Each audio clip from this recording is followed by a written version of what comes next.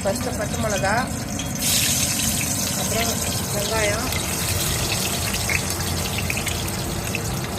ஒரு பட்டை இலை, ஒரு 4 இலை. இது அப்படியே எண்ணெயில் வதங்கட்டும். இப்போ வந்து இஞ்சி பூண்டு பேஸ்ட்டு 1 ஸ்பூன். வந்து வெங்காயத்துக்கு தேவையான அளவு உப்பு. ஏன்னா சாப்பாடு வந்து 1.5 கிளாஸ் வடித்தோம். இது வந்து இது மீன் ஏற்கனவே வந்து ஃப்ரை பண்ணி வச்சுருக்குறோம். அதனால் இதுலேயே உப்பு காரம் எல்லாமே இருக்குது.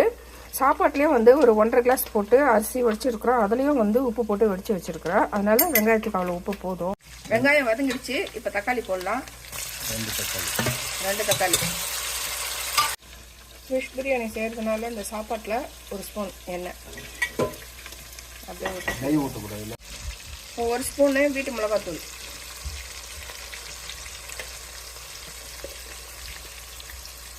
இது வந்து Kashmir chilli 1 spoon. Kashmir chilli வந்து நம்ம வந்து ஒரு கலருக்காக போடுறது தான். அதில் அவ்வளோ காரம் இருக்காது, கொஞ்சம் கம்மியாக இருக்கும். இது வந்து தனியாத்தூள் 1 ஸ்பூனு.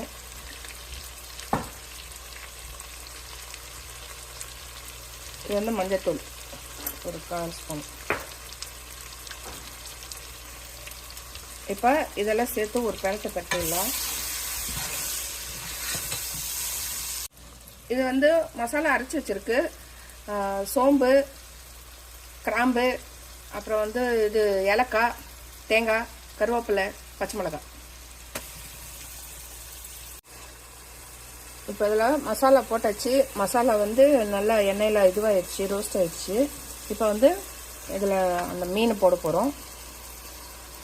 மீன் போட்டு கொஞ்சம் அந்த காரெல்லாம் கொஞ்சம் ஏற்கனவே இருக்குது, இருந்தாலும் கொஞ்சம் அந்த மசாலாவும் இந்த மசாலா எல்லாம் ஒன்றா சேர்ந்து மிக்ஸ் ஆகட்டும்.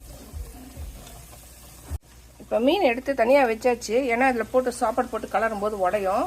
ஏன்னா இதில் காரம் இதெல்லாம் இறங்கிடுச்சு போதும். இப்போ சாப்பாடு போட்டு கலரிட்டு அதுக்கப்புறமா மீன் எடுத்து நம்ம வச்சுக்கலாம்.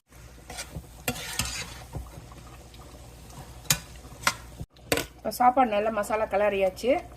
இப்போ மீனை வந்து அப்படியே மேலே போட்டு விட்டுறலாம்.